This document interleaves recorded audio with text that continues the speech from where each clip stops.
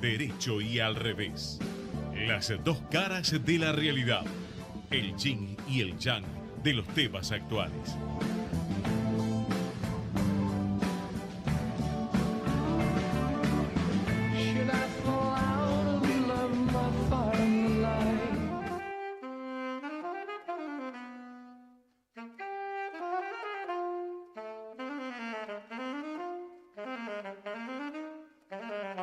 Buenas tardes, ¿qué tal? Programa número 73 de Al Derecho y al Revés. Este Alfredo. programa promete ser explosivo, Tremendo. cosa que a nosotros no nos gusta porque somos gente tranquila, serena, profesionales, que nos gusta la tranquilidad, la meditación. Pero me parece que va a ser más parecido a Intratables que a otra cosa. Bueno, no, Intratables ¿Tanto no? Acá se puede hablar, acá nadie interrumpe a nadie. Bueno, lo notable es que hoy hay dos mujeres, y una mujer. Qué invitada. Dos mujeres en la mesa. Qué placer. Y aparte forman pareja porque están cruzadas. Están cruzadas. Vamos doble. Delia Ferreira Rubio es una cordobesa, abogada, presidenta de Transparencia Internacional, una de las organizaciones anticorrupción más importantes del mundo. Nos representa en ese ambiente donde la Argentina tiene una larga trayectoria y una, desgraciadamente, también larga trayectoria interna en materia de corrupción, como todos sabemos. Pero bueno, Delia es justamente de los que pelea contra eso. Es un verdadero placer, un honor tenerte en el programa. Y gracias por la invitación, un gusto estar con ustedes.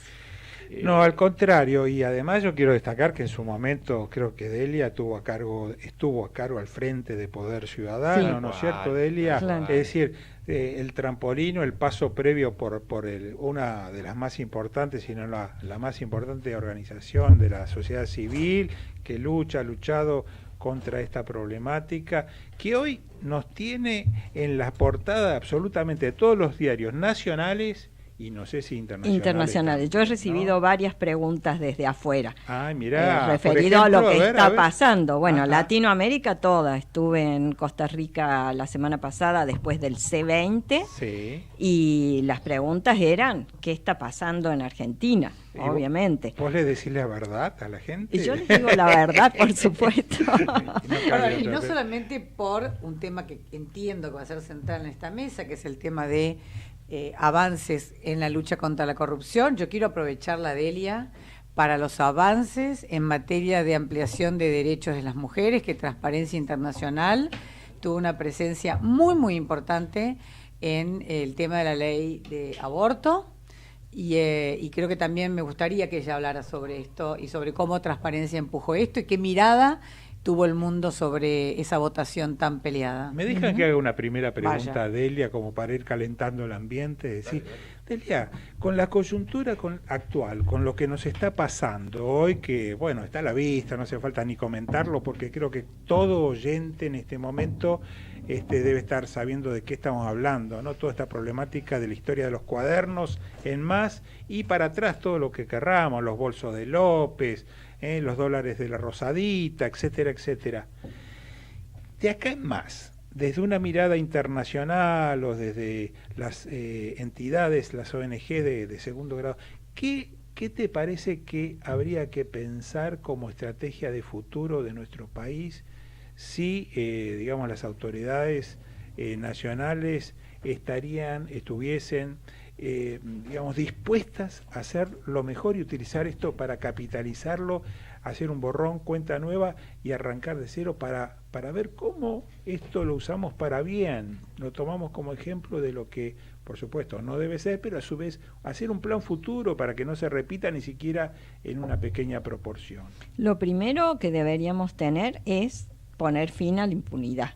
Porque si esto se corta con un borrón y cuenta nueva, y por ejemplo ya hay comentarios de que una ley de financiamiento de la política va a incluir una amnistía, porque todos están violando las normas, Ajá. Entonces si ese es el camino, estamos mal. Lo primero que tenemos que hacer es poner fin a la impunidad, sancionar en tiempo oportuno, que se note el efecto de que el que hace mal las cosas paga las consecuencias. Devuelve el dinero, Sí. paga las indemnizaciones que haya que pagar O multas, y las penas que haya que pagar. Y después trabajar, obviamente, en fortalecer los organismos de control en general, con independencia, recursos y capacidad. Nosotros en eso hacemos agua. Y además lograr un compromiso de la clase política y de la clase empresarial. Un compromiso real, porque en realidad estamos cansados, y lo dijimos en el C20, estamos cansados de los compromisos. Por favor, no se comprometan a nada más. Ya se han comprometido a todo. Tienen muy claro lo que es la corrupción. No tienen idea de lo que significa el compromiso en materia cívica, que es acción, que es implementación y que es reporte de lo que están haciendo.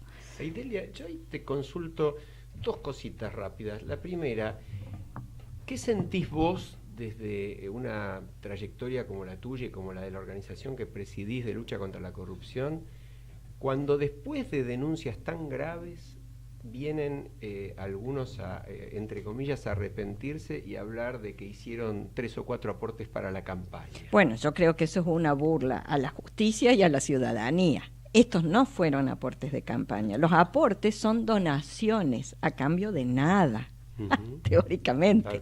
Y acá lo que tenemos es un quid pro quo, un te doy para que me des. Y así lo ha dicho el presidente de la Cámara de la Industria de la Construcción después de todos los que dijeron, no, sí, me sentí presionado, primera cosa, extorsionado, dijeron. No todos los empresarios cedieron a la extorsión, por supuesto que perdieron negocios, pero esa fue una decisión. ¿Hago negocios con los corruptos y me transformo en parte del sistema o digo que no? Esa es una primera opción. Y además de que la extorsión no me parece que sea un justificativo, decir que fueron aportes de campaña es una mentira. Sin perjuicio de que hubo muchos aportes de campaña ilícitos o fuera de lo que la ley establece. Y todo el arco político. Todo lo que voy a decir es de todo el arco político y de todos los niveles de gobierno. Presidente, o sea, la nación, con su legislativo y su poder judicial también, y ese es uno de los grandes problemas que tenemos, las provincias y los municipios. Sí. Esto es un sistema, y es un sistema que no se agota en los contratos de energía o los viales o la obra pública. Esto tiene que ver con la aduana, tiene que ver con cualquier licitación, permiso, concesión y demás. Bueno, fíjate a qué punto que en la denuncia del expresidente de la Cámara Argentina de la Construcción, Wagner, ratificada por el otro expresidente Chediak, que dice lo mismo, se habla de que no solamente el anticipo, es decir, el 10 o 20% inicial que recibían las empresas, se sacaba de las empresas y iba para coima, pero además no pagaban el IVA, porque con algo tenían que empezar la obra. Entonces, a mí me preguntaba el otro día un cliente, un empresario, ¿no? Me decía, pero Alejandro, esto no puede ser así, porque yo si no pago el IVA me llega la intimación a los 4 días. Y claro, yo le decía, y a mí también. Claro. Pero estos muchachos, evidentemente, había un acuerdo para diferir casi automáticamente el IVA. Entonces, el sistema pasa por la FIP también. Claro, y las facturas truchas, las usinas de facturas truchas que servían, porque en realidad no lo sacaban de la empresa. Ponían ese 20% o más, no sabemos, como sobreprecio. Recibían 20% de adelanto que, salvando el IVA, iba directo al funcionario que le había dado el contrato y pasaba con la valija el día correspondiente a retirarlo. Eso significa que la empresa recibía en blanco, teóricamente, tenía que negrear, porque si no, no podía entregarle al funcionario. O sea que no solo es el lavado de dinero del funcionario que recibe en negro y después lo vuelve al circuito, es que el empresario, que era parte de esto, primero negreaba y pagaba la coima con plata de todos nosotros, porque era un retorno.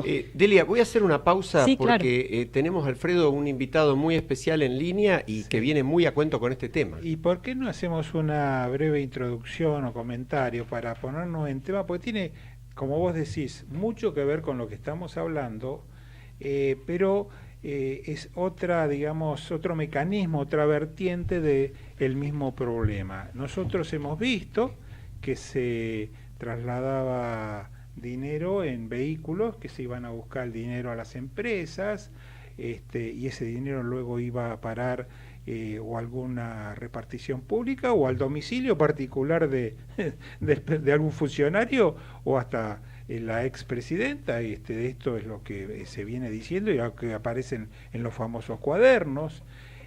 Pero también resulta que esto no era suficiente, resulta que parece que gran parte de este dinero, no necesariamente el de proveniente de la obra pública, sino todo otro dinero proveniente de otros formatos de corrupción paralelos al sistema de obra pública, circulaban, que por su volumen o por su necesidad de traslados a mayor distancia o sacarlos del país, bueno, eran trasladados por aviones. Aviones, está bien, pues eran aviones pequeños, pero aviones al fin que los llevaban. Bueno, esto es lo que queremos hablar con la persona que tenemos del otro lado del teléfono, desde Córdoba. Estamos hablando en comunicación en este momento con Juan Manuel González. Yo les cuento un poquito quién es. Hoy Juan Manuel González es un periodista del diario La Voz del Interior, que es el principal diario de la provincia de Córdoba. Pero además, Juan Manuel, a quien conozco hace ya unos cuantos años, puedo decir que es uno de los más importantes periodistas de investigación a nivel nacional, diría, a pesar de que aquí en la gran ciudad de Buenos Aires no lo escuchamos, no lo conocemos tanto, pero a mí me consta que ha hecho investigaciones excelentes de primerísimo nivel y es muy respetado por sus colegas a nivel nacional. Así que estamos frente a la palabra de un verdadero especialista, un investigador en serio que pone digamos, el ojo en temas muy importantes y lo hace bien a fondo. Juan Manuel, ¿estás allí? Después de la presentación espero que estés escuchando. ¿Cómo Estoy estás? escuchando, Alfredo. Muchas gracias, muy elogiosas tus palabras. No, me ha hecho ruborizar, por favor. Al contrario, es tal cual, es así. Y bueno, ¿y qué es lo que nos importa? Nosotros sabemos, nos enteramos, vos incluso alguna vez en su momento lo publicaste, pero que como que pasó un poco desapercibido, porque muchas cosas que antes eran secretos a voces, hoy ya no son solo secretos a voces, sino que son noticias en los expedientes judiciales incorporadas y con pruebas aportadas. Así que quisiéramos que nos cuentes tu versión, tu experiencia de aquel famoso momento en donde creo que fallece el expresidente Néstor Kirchner, se produce un traslado de mucha gente, entre ellos creo que ustedes pudieron sumarse a digamos, a la gente que fue a registrar esos días, esos momentos allí a Calafate, pero han empezado a verse una serie de movimientos de aviones bastante sospechosos. Contanos un poquito qué es lo que pasaba en aquella época. Bueno, habría que retroceder hacia el 27 de octubre de hace ya 8 años, el día que murió el expresidente Néstor Kirchner. Creo que todos lo tenemos más o menos en la mente de lo que fueron esas horas de vorágine y de, bueno, en el caso de los periodistas, de muchísima información y de muchísima adrenalina. Y en ese marco, unos funcionarios cordobeses, funcionarios del área de la Secretaría de Transporte, concretamente de la Comisión Nacional de Regulación del Transporte, que es un área que todavía manejaba Ricardo Jaime aquí en Córdoba, a través de delegados de Delfines, invitan a 3 periodistas a ir a Calafate en el marco, en teoría, de un avión que iba a ser rentado por funcionarios del Estado o por militantes kirchneristas, bueno, justamente para acompañar a Cristina Kirchner, su familia, en el último adiós a Néstor. Y en ese marco, a mí me designan para sumarme a ese avión, y bueno, empiezan a pasar un montón de cosas que a uno, sin tener la experiencia, por lo menos de viajar habitualmente en un avión privado, te empiezan a llamar la atención. La primera cosa que uno pone así como empieza que activa el radar es porque en vez de entrar al aeropuerto de Córdoba por el lugar tradicional, se entra por un portón privado. Luego subimos a un avión sin que ninguna autoridad revise los bolsos, pida documentos, se fije si la persona que dice que está viajando según el plan de vuelo y la lista de pasajeros corresponde con quien está yendo, ¿no? una cosa que bastante irregular. Y en ese caso subimos a un avión, que es el famoso avión que ahora está desaparecido, el Lima Víctor Bravo Zulu Charlie, un avión privado que nos lleva primero a Comodoro Rivadavia para el reabastecimiento, allí otra vez, total impunidad para pasear por la pista, entrar y salir del aeropuerto sin que nadie controle nada, y de allí de Comodoro Rivadavia finalmente al aeropuerto de Calafate, donde una de las personas que iba en ese avión llamó por teléfono momentos antes de aterrizar y rápidamente se despejó la pista para que aterrizáramos en ese avión, que es un avión pequeño, muy lujoso, para 8 personas, donde había whisky, había, todos los insumos, y fuimos de alguna forma espectadores de quién eran los pasajeros que integraban ese avión, que eran empresarios muy importantes, pero ocultos, empresarios que se dedicaban o se dedican a los negocios petroleros, a la minería de oro, a la minería en la zona de los glaciares, en minas realmente muy importantes por el volumen que manejan, empresarios que tenían aduanas o puntos de referencia fiscales, donde digamos son máquinas de facturación, y empresarios que siempre se movieron en la sombra. Nosotros íbamos en ese avión, yo iba en ese avión con Héctor Alani y Carlos Gauna, que justamente son uno de estos empresarios, Alani, ahora está diciendo, después de muchos años, que ese avión, el día después de la muerte de Néstor Kirchner, desapareció de la faz de la Tierra, y que la última ruta de vuelo que tiene registrada es una ruta que habría llegado a Panamá, donde él supone se transportaron bolsos con dinero, con dólares. Y hoy casualmente, muchos años después, de todo esto que pasaba en 2010, Claudio Uberti reconoce, aparentemente por lo que la información que estamos conociendo, que uno de los mecanismos de traslado de dinero era también utilizar aviones.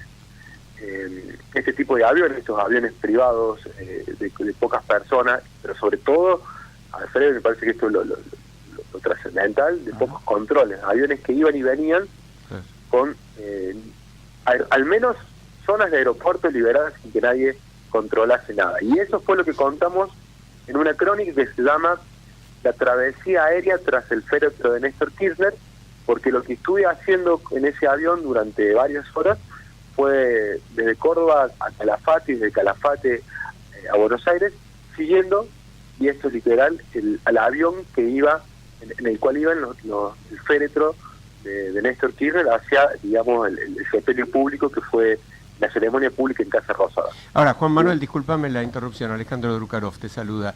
Si yo no entendí mal, acá hay dos partes bastante significativas. Una es que realmente en esos aeropuertos los funcionarios o los militantes o quienes estaban en estos aviones hacían lo que se les daba la gana sin ningún tipo de control, ¿no es cierto? Esta es una parte del asunto.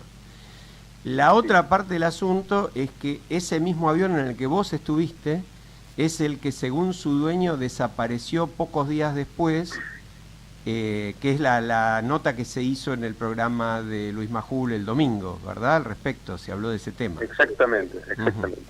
Y ese avión nunca más lo encontró. No lo encontró nunca más. Desapareció. Mira, la secuencia es esta. Eso ocurrió el 27 de octubre del 2010, el día que fallece Néstor Kirchner. Nosotros publicamos el 4 de noviembre de ese mismo año la crónica esta que te decía, contando todo este proceso, esta junta que iba arriba de los aviones, donde empresarios, kirchneristas, militantes, perseguían con mucha devoción el féretro de Néstor y buscaban de alguna manera rendirle pleitesía a su viuda, la presidenta por ese entonces. Eso se publica el 4 de noviembre, en el diario Día a Día de la ciudad de Córdoba. Sí. Y la última ruta conocida del avión con destino a Panamá es del 14 de noviembre, es decir, 10 días después de la publicación de la nota. Es decir, que sería muy interesante reconstruir los recorridos del avión desde que ustedes subieron, incluso desde antes hasta ese 14 de noviembre, ¿no? ¿Cuáles fueron las rutas que hizo? Todo eso debería estar registrado. Bueno, hasta cierto lugar creo que se conoce hasta dónde llegó y hay noticias de que efectivamente el avión pasó por allí o se reabasteció de combustible, ¿no es cierto? ¿Es así, Juan Manuel? Claro, habría que ver qué, digamos, porque lo que dice ahora Héctor Alani es que sus socios, sus otros 2 socios de este avión que cuesta unos $5 millones, de alguna forma tomaron la iniciativa propia de trasladar bolsos, posiblemente trasladar bolsos con dinero. Y Alani como que se mantiene alejado de esta operatoria.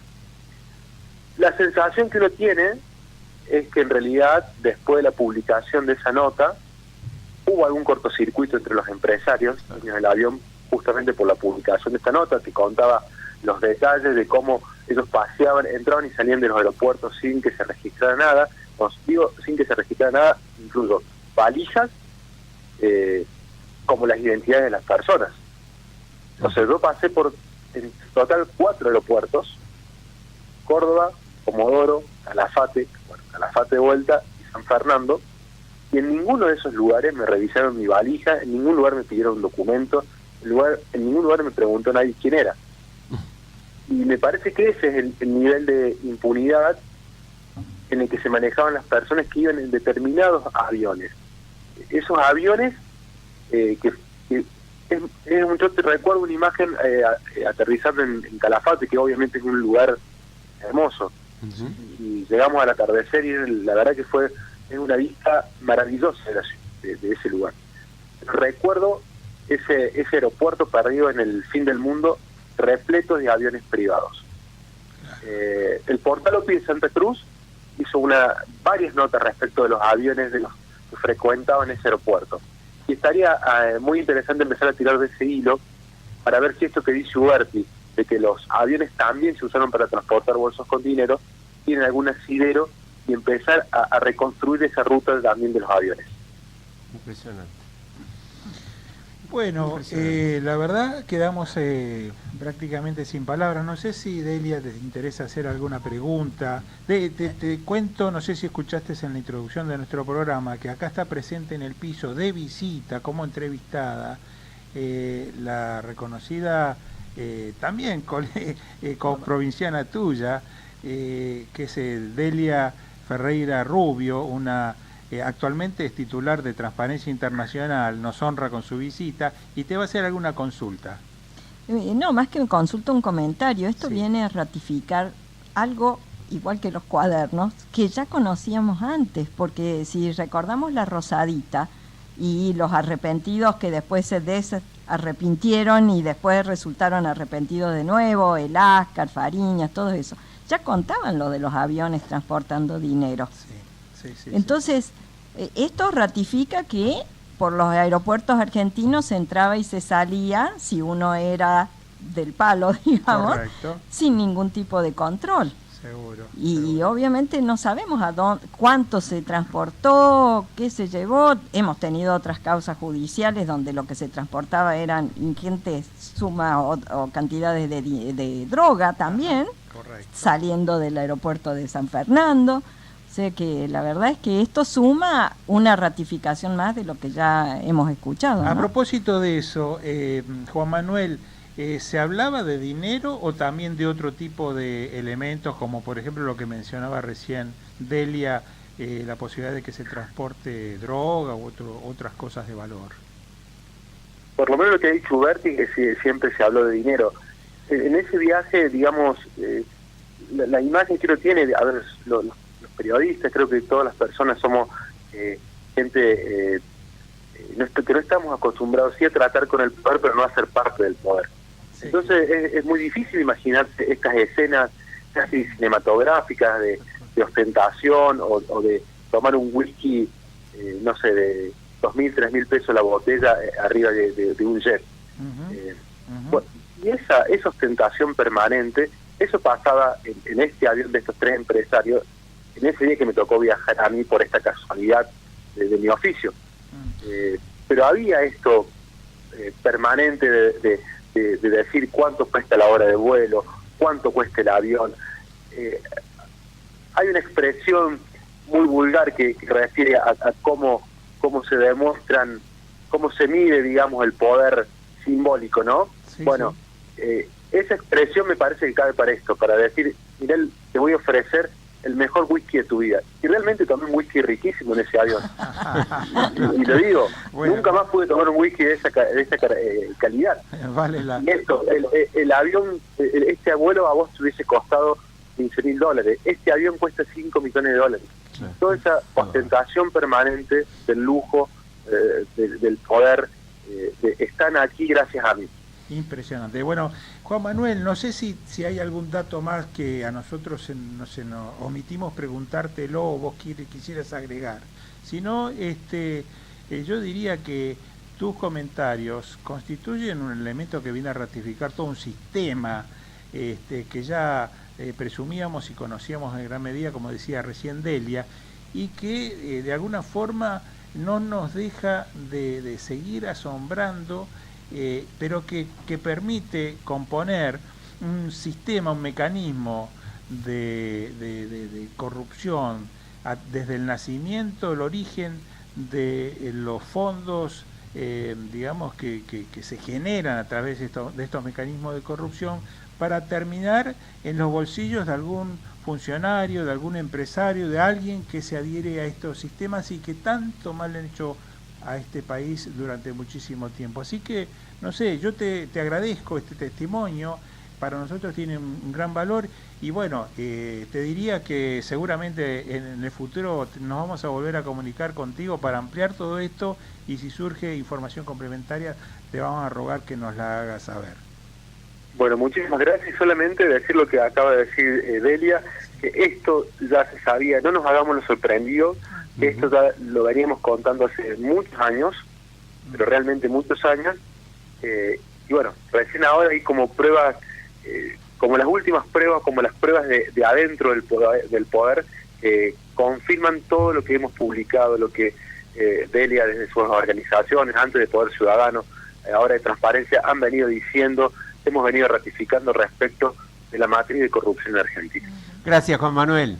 Un abrazo. Un abrazo, muchas gracias. Adiós. Vamos a una pausa para después analizar un poquito este tema, que me parece que no lo tenemos que terminar aquí, planteándonos si esta matriz que se ha dado en debilitar los organismos de control en todo sentido en la Argentina no ha sido un poco la generadora, la facilitadora de que, bueno, todo tipo de negocio torcido que permita llevar, digamos, fondos, no sé, ilegítimos, mal obtenidos hacia el bolsillo de funcionarios corruptos, no ha sido una constante. Después vamos a hablar un poquito, pero ahora vamos a la pausa. Vamos a la pausa. Ecomedios.com AM1220. Estamos con vos. Estamos en vos. Bank Magazine y Revicom te invitan al Bantec 2018, seminario de tecnología aplicada al sector financiero. Bolsa de Comercio de Buenos Aires, jueves 30 de agosto. Hablaremos de transformación digital del Estado, Insurtech, dinero plástico, dinero móvil, billetera virtual, pagos P2P y QR, blockchain, ciberseguridad, quantum computing, cloud computing y big data. Moderadores, Claudio Suchovicki, Mariano Gorodich y Willy Laborda. Cupos limitados. Para más información, entra en www.bankmagazine.com.ar. Descarga gratis de tu celular la aplicación Ecomedios. Podés escucharnos en vivo, informarte con las últimas noticias y entrevistas en audio y video. Búscala y bajate la aplicación Ecomedios. Podés vernos en vivo en ecohd.com.ar. Conectate con nosotros. Contestador 5-254-2353. En el mes del amigo, si sos cliente de Personal y Fibertel, tenés 10 GB adicionales de regalo para que uses internet a full en el celu con tus amigos. Mensajeá, likeá, subí fotos, hacé lives, macheá. Bueno, todo lo que quieras, porque tenés 10 GB adicionales. Activa tu regalo en nosunimos.com.ar hasta el 31 de julio. Somos Personal y Fibertel y nos unimos para acompañarte mejor. Más información en nosunimos.com.ar/amigos. Telecom Argentina S.A. Alicia Morde Justo 50, Cabacu 30 63 94 53 73 8. Por fin, Deco Propuestas Decorativas. Empresa familiar dedicada a la decoración integral. Cortinas tradicionales, rollers, romanas, orientales, verticales, venecianas, entelados, tapicería en general, toldos. Visite nuestro showroom en Honduras 4613, cuarto piso, oficina 402, Ciudad de Buenos Aires. Contacto al 15 44 78 60 87. Atención personalizada. También nos puede encontrar en www.porfindecoraciones.com.ar. Bueno, estamos de vuelta, impresionados. Yo quería hacer una reflexión, me parece bien lo que dijo Juan Manuel González, ¿no? Y lo he escrito inclusive en algunos artículos. La verdadera sorpresa es sentir que se puede echar luz sobre lo que en realidad todos sabíamos. Yo creo que pasa por ahí. Y por eso estamos todos con la necesidad, es decir, con una mezcla de profunda tristeza, porque digámoslo, todos estamos muy tristes. Es terrible vivir en un país donde pasan estas cosas y sentir que es un sistema. Estamos indignados, por supuesto que estamos indignados, pero queremos aprovechar la oportunidad. Entonces, recomponiendo un poquito lo que habíamos dicho antes, si el arrepentido que ha sido la figura que desarma, yo le quería preguntar eso a Delia ahora, que permitió verdaderamente romper complicidades mafiosas y avanzar también hacia el recupero del dinero, se va a usar en la Argentina, se va a avalar en la Argentina que se use, para que algunos tengan una reducción de penas a grados absurdos, de delitos muy inferiores a los que realmente cometieron, y para tapar los delitos de fondo, ahí sí que estamos en problema. Es decir, yo creo que lo indispensable es que el cuchillo se clave, que vaya a fondo, que se limpie y que salga toda la pus y que recuperemos la plata. Ahora, tu experiencia en Brasil, por ejemplo, vos tuviste mucho trato con el juez Moro, con el fiscal Deltan Dallagnol también. ¿Ellos usaron la figura del arrepentido de una forma diferente a la que se está usando en Argentina? Bueno, lo que pasa es que la ley del arrepentido en Brasil es distinta. Okay. Por empezar, se llama de delación premiada, porque arrepentirse es sentirse mal por lo que uno ha hecho, y estos muchachos no se han sentido mal ni se sienten mal ahora. Especularon antes para ganar dinero, ahora especulan para no terminar presos, pero están haciendo eso, negociando un poco la pena o el delito que les pueden achacar, digamos. Y yo coincido con vos, en Brasil se logró la recuperación del dinero, se repatrió, pero cantidades industriales de dólares que habían terminado en cuentas en Suiza, se pagaron daños por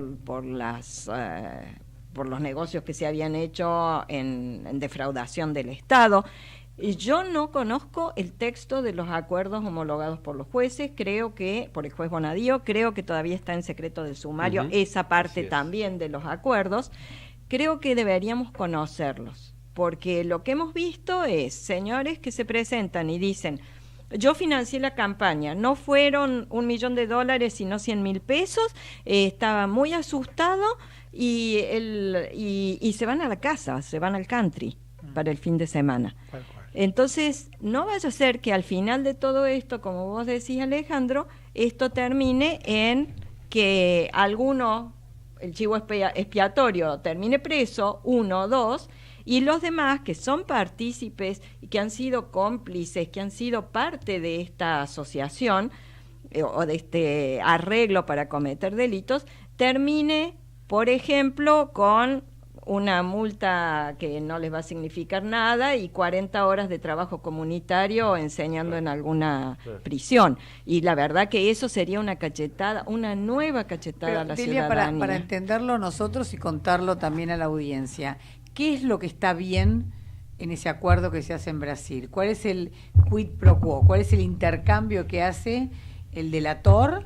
¿Cuál es el premio? ¿Sí? ¿Y cuál es la condición para ese premio? Y si puede haber cantidad, digamos, infinita de delatores sobre un tema. No, bueno, la ley establece ciertas condiciones para que el acuerdo pueda funcionar. Hay que delatar hacia arriba, hay que dar datos que sean probados, verificables y que sean útiles a la investigación. Si yo te digo verificablemente lo que como todos los días, eso al fiscal y al juez no les sirve para nada, y es verdad, y te lo estoy diciendo.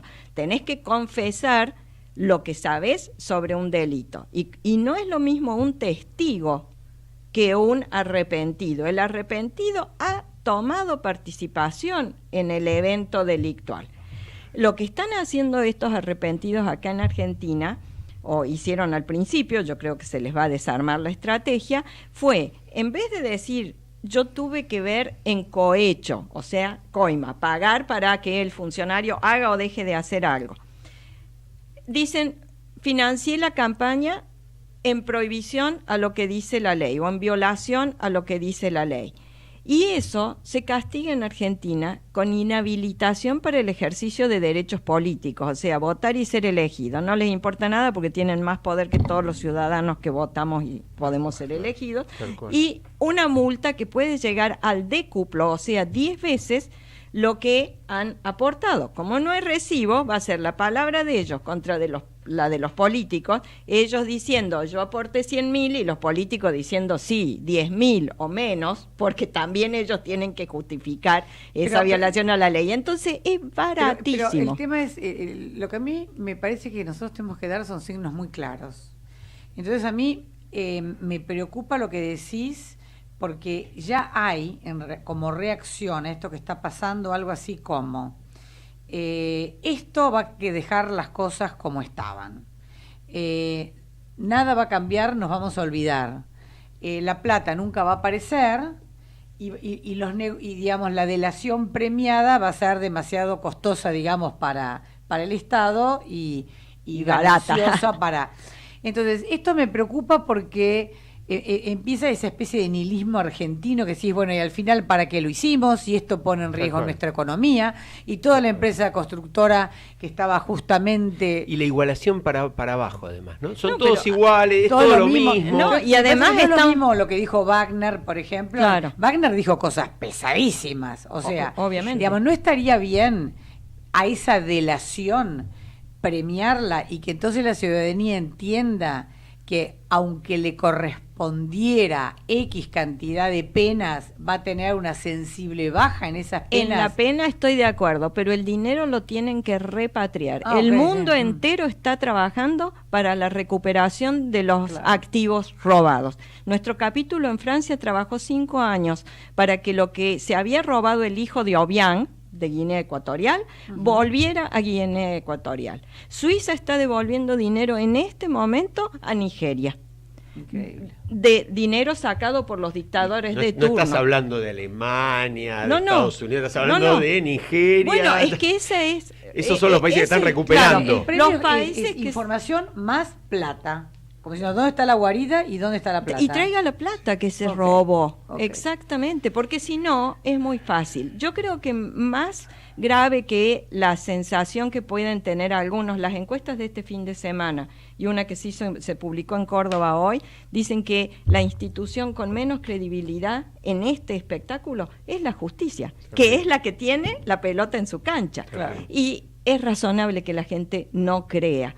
Yo creo que más grave que eso, porque la gente va a creer si ve resultados. Claro. El tema es, número 1, tiene que tener mucha paciencia, porque los juicios van a durar mucho antes de ver resultados.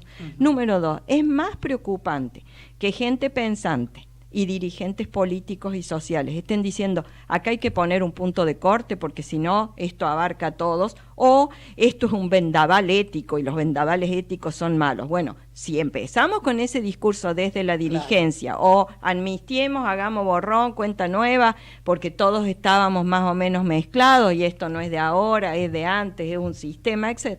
Ese mensaje de la dirigencia es realmente un mensaje que va a una vez más defraudar a la ciudadanía. Esa es la responsabilidad, decir la verdad, decir la gravedad, decir que esto no se soluciona ya, que va a haber que esperar, pero también exigir que se haga con las máximas garantías del caso. Ahora, Alfredo, yo te iba a preguntar algo a vos porque en esta línea, ¿no? Hoy declaró Calcaterra en la causa, y digo Calcaterra como podría decir cualquier empresario, pero lo digo porque Calcaterra no es cualquiera. Es el primo del presidente, declaró en la causa donde se investiga el soterramiento del Sarmiento. Y declaró que él no conocía que se hubiera pagado ninguna coima. Sí. Ahora, vos seguiste atentamente la causa de Odebrecht y nos podés recordar qué dice Odebrecht sobre el soterramiento del Sarmiento. Sí, estamos de acuerdo. Sí, me parece que a todo esto le falta un grado de seriedad mucho mayor. Yo creo que lo que va a pasar en el juzgado de Bonadío con respecto a todos estos acuerdos suscriptos entre presuntos arrepentidos y la Fiscalía primero y la ratificación judicial después, es que va a haber una segunda vuelta. Van a ser revisados, porque una cosa es firmar y decir, bueno, anda, lo que vos dijiste lo tomamos en cuenta, estás dándonos alguna pista, pero de a poquito se va descubriendo y se va viendo con muchísima claridad, lo vemos nosotros como simples ciudadanos y sin conocer la información que está dentro del expediente, que todo esto es una gran mentira, como bien puntualizaste desde hace un momento, en cuanto a que, bueno, echarle la culpa al tema electoral, y etcétera, etcétera. Yo creo que no tenemos que desesperar en ese sentido, porque se me ocurre que va a haber una segunda vuelta. Otro tema que a mí me gustaría señalar es que, a diferencia por allí de lo que se señaló, me parece que este trámite de instrucción, este periodo de primera instancia, por decirlo así, va a durar bastante poco tiempo. No pienso que dure demasiado tiempo. Yo tengo la misma va a durar sensación. poco porque, ¿saben qué? En este caso, respecto de otros, están todas las pruebas y están las declaraciones y están los arrepentidos de verdad, digamos, que están aportando elementos que permiten saltear un montón de pasos de aquellos que los casos viejos, antiguos de corrupción llevaban 14, 15 años. Bueno, ahora tenemos prácticamente toda la prueba o gran parte de la prueba ya incorporada a la causa. Y aquello que tenga que ver con otros expedientes será derivado a otras causas, pero que esta causa, no sé, a mí se me ocurre por allí, en unos cuantos meses, y yo creo que antes del año, va a estar elevada, se me ocurre, es un pensamiento mío, a juicio oral. Dios quiera que sea así, y esto es un poco en base a mi experiencia personal.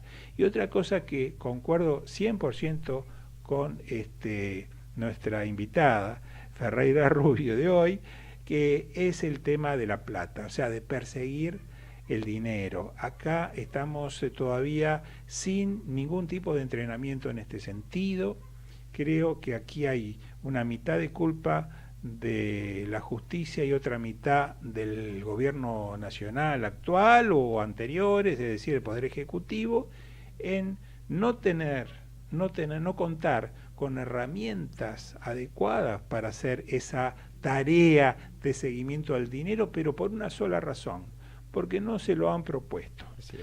Salvo la UIF, que está funcionando, diría, más o menos o razonablemente bien en este país, en ciertas causas, en ciertos temas, y, digamos, brindando información o comunicándose con otras UIF equivalentes de otros países y eso canalizándolo hacia los... Salvo esa etapa, ese proceso, no tenemos la impronta necesaria como para perseguir el dinero. Y hay otra cosa mucho más importante, y esto aquí le quiero dar el premio o destacar la tarea que en su momento ha hecho a quien tenemos aquí en la mesa, que es Alejandro Drukarov, que entre paréntesis hoy Alejandro ha publicado un muy interesante artículo en el diario Clarín sobre esta temática y sobre la problemática actual de los cuadernos y todo lo que trae como consecuencia, que es la cuestión del recupero de los activos. No hace falta demasiada legislación adicional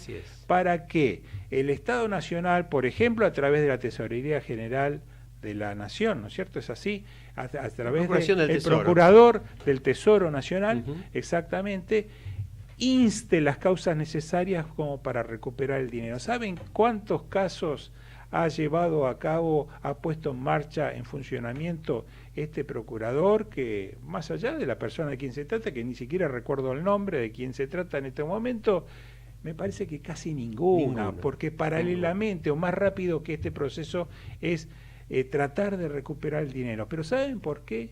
Porque la víscera que más le molesta y le duele a un Exacto. criminal, a un delincuente, llámese empresario, llámese funcionario, llámese narcotraficante, ¿saben cuál es? Justamente es el dinero. Si uno le quita el dinero y le quita los bienes o todo lo que ha adquirido, empresas o propiedades, inmuebles, etcétera, y uno se los puede quitar en gran medida, bueno, yo creo que ahí es con donde podemos decir, empezamos a tener algo de éxito para que esto no vuelva a ocurrir en el futuro. Y la otra gran deuda, ¿cuál es?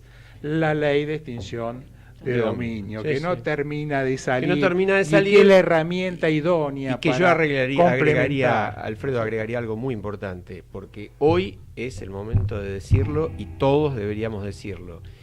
Si la extinción de dominio va a salir con una de las restricciones que ya anunciaba el bloque del PJ encabezado por el senador Pichetto, que es que no tenga aplicación retroactiva, esa extinción de dominio va a estar para el cuadrito para quienes empiecen a hacer actos de corrupción de acá en adelante. Y no se va a poder aplicar, por ejemplo, la causa de los cuadernos. Esto no hay que decirlo, esto hay que gritarlo. Sí, pero va a ser además, una trampa. claro, como decía Alfredo, nosotros no necesitamos otras leyes, porque No. cuando a vos te chocan el auto y alguien resulta afectado y se hace una acción penal, vos damnificado podés constituirte en parte civil dentro del proceso Claro, penal para así es. reclamar O fuera. la indemnización. O fuera fuera. si quisiera, pero lo Exacto, podés hacer lo más podés hacer. rápido adentro. Exacto. Entonces, ¿por qué no se hace eso? Y vos decías muy bien, el mundo entero se ha dado cuenta, y esa es la tendencia, que lo que hay que hacer es perseguir el dinero, porque el producto, Seguro. si no, es muy fácil, es cuestión de estar preso un tiempo y después salgo y disfruto, Exacto. de lo que produje con la Y sigo corrupción. tomando el mejor Pero whisky además, del en mundo. Argentina nosotros tenemos a la justicia y a los fiscales trabajando con leyes de procedimiento del siglo XIX en un contexto donde el dinero se mueve al ritmo de un clic. Entonces, el juez le manda el exhorto a la Cancillería a la otra Cancillería, la Cancillería al juez del país que recibe, falta un dato, otra vez todo esto. Demoramos meses en conseguir la información mientras el dinero desaparece porque lo transmito muy fácil. Y sumale las criptomonedas y ya tenemos un panorama en el que nosotros estamos muy lejos de estar listos para enfrentar el problema y realmente seguir la ruta y conseguir la recuperación de los activos. Igual vamos a aportar una información que ratifica exactamente lo que decía Alfredo. Se ha suspendido la indagatoria del empresario Aldo Rollo en la causa de los cuadernos. ¿Y por qué? Aldo Rollo es uno de los empresarios, todo el mundo lo sabe, más grandes de la Argentina, uno de los grandes empresarios de la obra pública. Aldo Rollo la semana pasada se quiso arrepentir reconociendo que había pagado aportes, al igual que Calcaterra y tantos otros, 2-3 pesos que di para la campaña en negro, esta historia. Le dijeron que eso no alcanzaba. Esto es lo mismo que el tribunal le dijo al empresario Chediak y a Wagner, pero sobre todo a Chediak, diciéndole: lo que me estás diciendo no me sirve, ya lo tengo, no es útil y no sirve. Rollo volvió a presentarse, pidió cambiar su declaración, aparentemente le han vuelto, por todo trascendidos, a decir que no sirve, y pidió la postergación de la indagatoria a su abogado para ver qué es lo que va a declarar.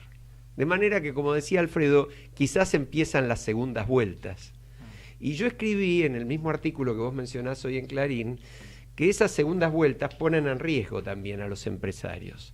El que no dé su segunda vuelta a tiempo puede verse, si el vendaval ético sigue azotando, en la situación de que su acuerdo no valga, o en la situación de que inclusive encuadre en la pena del artículo 276 bis del Código Penal, norma introducida por la ley del arrepentido, que dice que todo el que mienta maliciosamente tiene una pena autónoma porque es un delito aparte, de 4 a 10 años.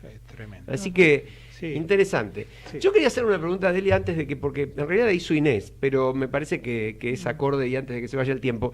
Vos decías los nuevos vientos en el mundo y lo que avanza en el mundo.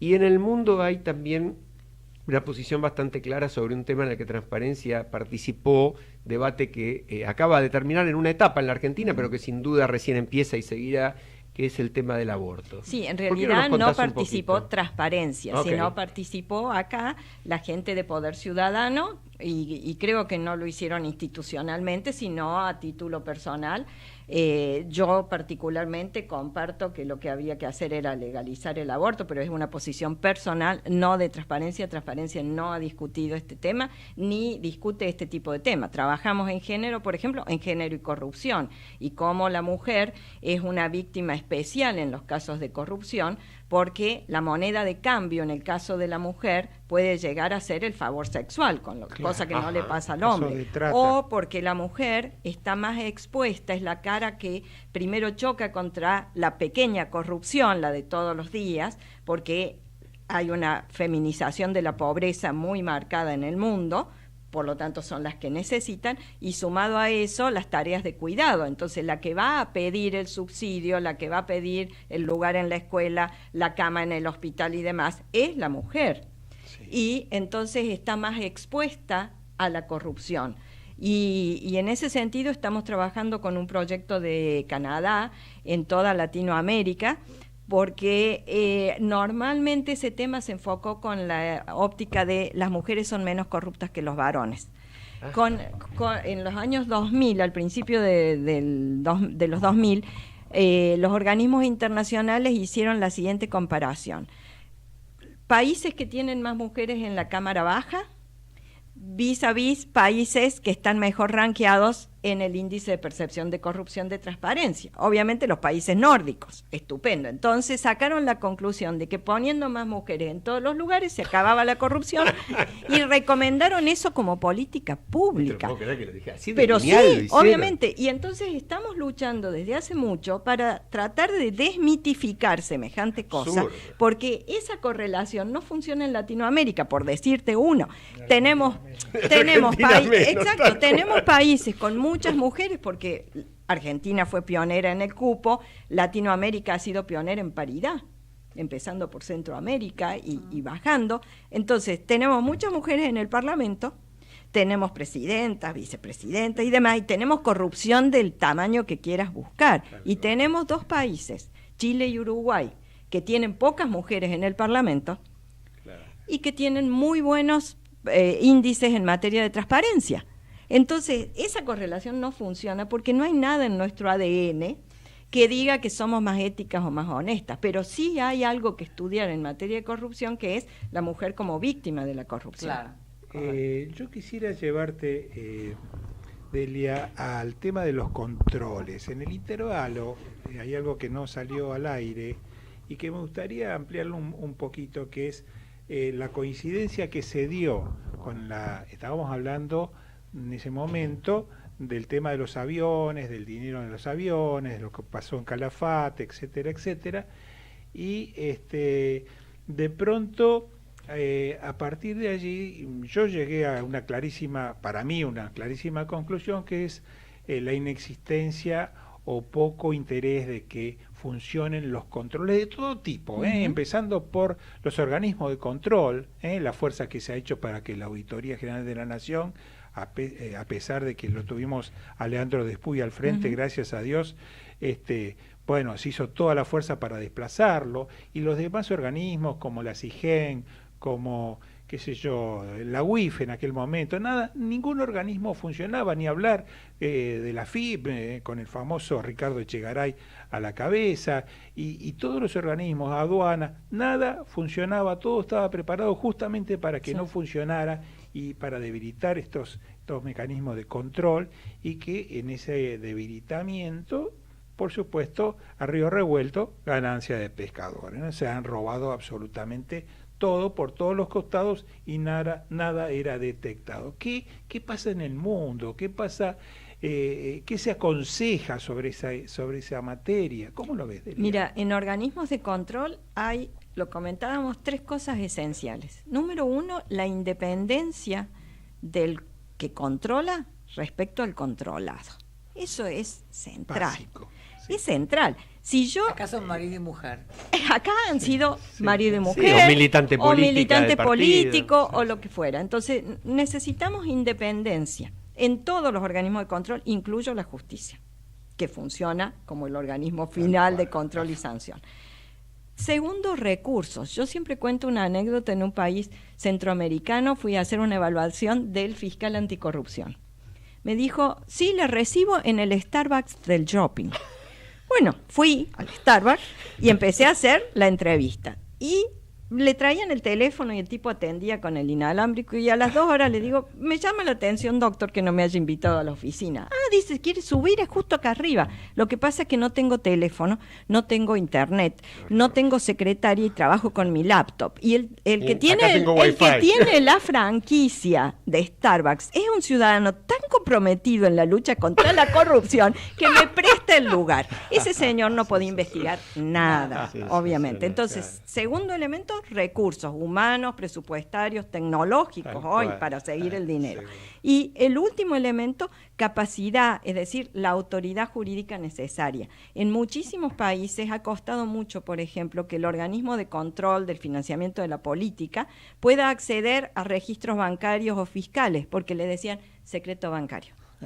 Entonces, si vos no tenés autoridad para eso, no podés controlar, necesitas las tres cosas. Y perdón, una cosa media jugada. Laura Alonso, en la Oficina Anticorrupción, ¿te deja tranquila? No, por supuesto, todo el mundo sabe, yo la conozco a Laura desde que empezó a trabajar en Poder Ciudadano, creo que sabe mucho del tema, es una persona honesta, pero no puede ser la titular de la Oficina Anticorrupción porque el propio lunes en un reportaje que le han hecho o el domingo dijo, porque mi jefe...